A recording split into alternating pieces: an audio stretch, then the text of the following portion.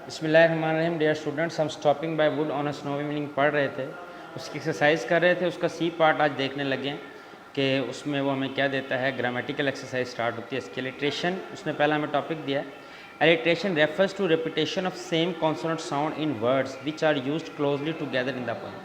कहता है वो अल्फाज जो सेम कॉन्सोनेंट वर्ड हों और सेम साउंड दें और पोइम में वो करीब करीब साथ साथ इस्तेमाल, उनको अलिट्रेशन कहते हैं। जैसे हुज, वुड्स, देखें यहाँ पर W जो है दोनों साइड पर बड़ा क्लोज क्लोज सेम साउंड के साथ मौजूद है। इस तरह हिज हाउस, इस तरह सी स्टॉपिंग।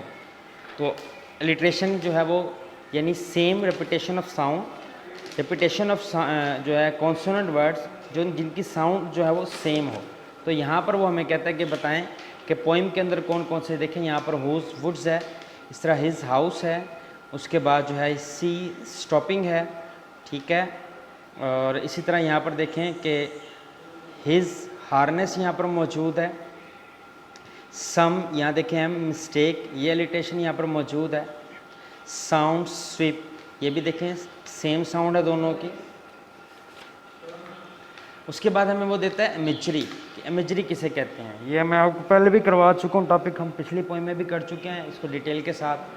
तो दोबारा मैं आपको बता देता हूँ कि जो हमारी 5 सेंसेस हैं उनको यूज़ करते हुए किसी चीज़ को ख्याल करना, तसव्वुर करना।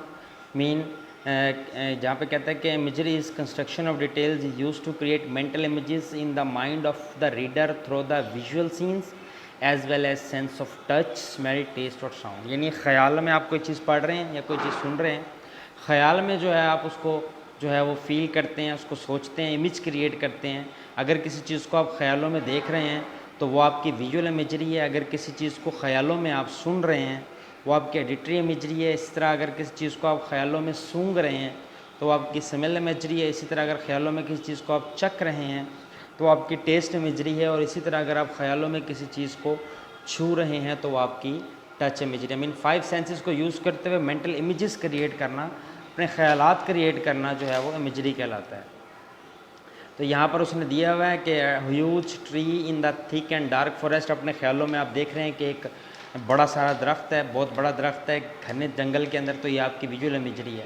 आप ख्यालों में पत्तों की सरसराहट की आवाज़ को सुन रहे हैं या कोई सॉन्ग सुन रहे हैं तो ये आपकी एडिटरी इमेजरी है। सेंट ऑफ एप्पल, अगर आप सेब की जो स्मेल है उसको ख्यालों में सूंघ रहे हैं तो आपकी स्मेल इमेजरी है। इसी तरीके से बाकी की जो इमेजरीज यहाँ पर होंगी। उसके बाद हमें उसने कॉलम दिया है, कहता है here some words opposite in the meaning. कहता है कॉलम ए और बी ऑपोजिट मीनिंग जो है वो इनके साथ इनको आप मैच करें तो विलेज का डेफिनेटली सिटी होगा, स्टॉपिंग का मूविंग होगा, स्नो का जो है वो यहाँ पर वाटर होगा, फ्रोज़न मेल्ट, डार्केस्ट उसका आ जाएगा ब्राइटेस्ट, साउंड उसका आ जाएगा साइलेंस, रॉनी का आ जाएगा हार्ड और डीप का आ जाएगा शैलो। तो ये आपने देखने हैं। उसके बाद सर्कल द करेक्ट ऑप्शन। कहता है the poem is suggestive profound thought about. कहता है नज़म जो है वो किस किस्म की जो तसव्वुरात, तख़य्युलात हैं वो बयान करते हैं। तो इस पोइम के अंदर तो उसने 3 ऑप्शन दिया, scene of woods in a winter, reality of life and death, song of enjoyment. तो जो उसने हमें थाट दिया वो दिया scene of wood in the winter. ये हम पढ़ के हैं पिछली पोइम में, ये इसका पहला ऑप्शन होगा। नेक्स्ट में the poem presents a conflict between. कहता है नज़म जो है वो इंतशार यानी फ़र्क बताती है पोइट एंड हिज फ्रेंड, दोस्त शायर और उसके दोस्तों के दरमियान। Obligation of life and desire to escape from them. ज़िंदगी के जो फ़राइज़ हैं और उनसे जो भागने की इंसान की ख्वाहिश है।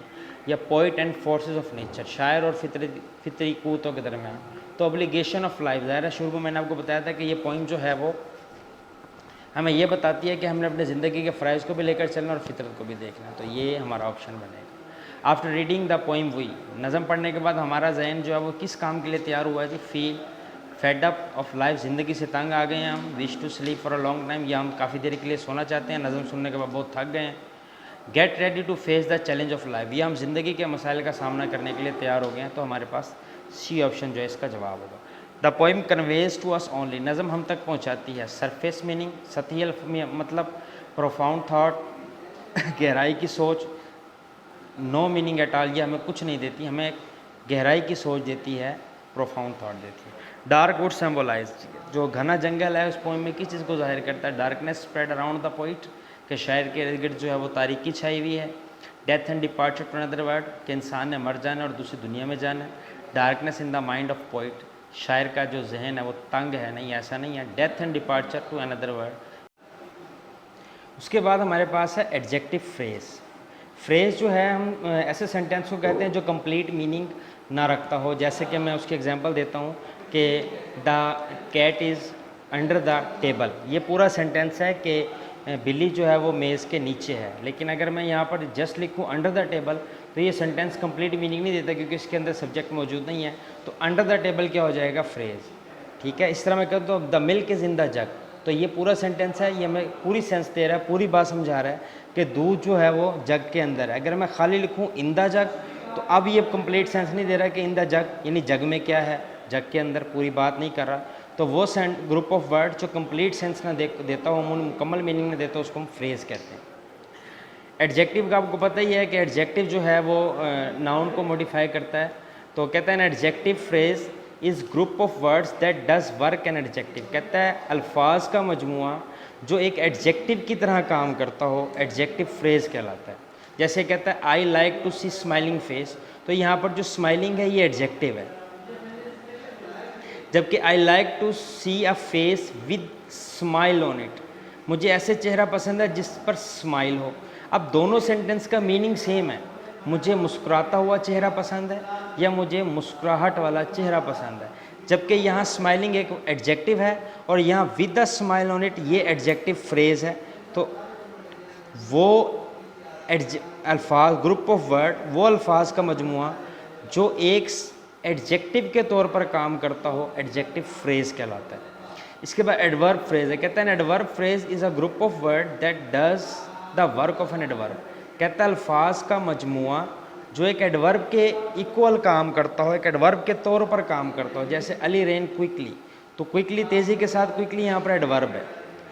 Ali rain eight a great speed, अब एट अ ग्रेट स्पीड ये ग्रुप ऑफ वर्ड है, यहाँ पर ये एक वर्ड था, ये एडजेक्टिव है, ये ग्रुप ऑफ वर्ड है और ये ग्रुप ऑफ वर्ड एक एडजेक्टिव के तौर पर काम कर रहा है, इसके इक्वल मीनिंग रखता है।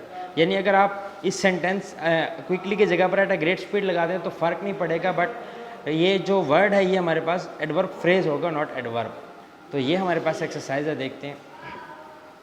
कहता है replace each of the following underline adjective phrase by an adjective, कहता है हमने यहाँ पर सेंटेंस में एडजेक्टिव फ्रेज यूज़ किए हैं, आपने उस एडजेक्टिव फ्रेज की जगह एडजेक्टिव डालनी है कि यहाँ पर कौन सी एडजेक्टिव आएगी। He wore a turban made of silk, अब मेड ऑफ सिल्क रेशमी, हम यहाँ पे ये भी लिख सकते हैं he wore a silky turban, mean जब हम सिल्की लगा देंगे तो मेड ऑफ सिल्क और सिल्की एक ही बात है, यानी उसने रेशम से बनी रेशमी पगड़ी पहनी हुई है या उसने रेशम से बनी पगड़ी पहनी हुई है, बात है एक। मीन मेड ऑफ सिल्क की जगह क्या आ जाएगा? Silky turban, he wore a silky turban. He is man without a friend, अब विदाउट फ्रेंड ये एडजेक्टिव फ्रेज है, तो हम यहाँ पर लिख सकते हैं he is a friendless man. Without phrase की जगह जो एडजेक्टिव आएगी वो आएगी friendless. Nobody likes a person without bad temper, nobody like bad tempered person, ये इसका जो है वो एडजेक्टिव से चेंज हो जाएगा, adjective phrase. It is of no use, of no use या यूजलेस एक ही बात है, यानी of no use adjective phrase है और यूजलेस एक एडजेक्टिव है, तो क्या आ जाएगा? It is useless. Of no use की जगह it is useless. He is man of sense, man of sense अक्लमंद आदमी या अकल रखने वाला आदमी, तो सेंसेबल मैन आ जाएगा मैन ऑफ सेंस की जगह, तो इस तरह से बनेगा he is a sensible man. उसके बाद कहता है replace of the following underlined adverbs by an adverb phrase, कहता है हमने एडवर्ब दिए हैं, आप इनकी जगह एडवर्ब फ्रेज ऐड करें, यानी वो फ्रेज ऐड करें जो इन एडवर्ब के इक्वल मीनिंग रखते हों। The pigeon flies swiftly, swiftly तेज़ रफ्तारी के साथ, तो हम लिखेंगे the pigeon flies at a great speed, यानी स्विफ्टली एक एडवर्ब है, इसकी जगह at a great speed adverb phrase add हो जाएगा। He build his house there, he build his house over there या एट दैट प्लेस, जो आपका दिल करे, यानी देयर की जगह आप ओवर देयर भी लगा सकते हैं, देयर की जगह एट दैट प्लेस भी लगा सकते हैं, यानी यहाँ आएगा he build his house over there या he build his house at that place.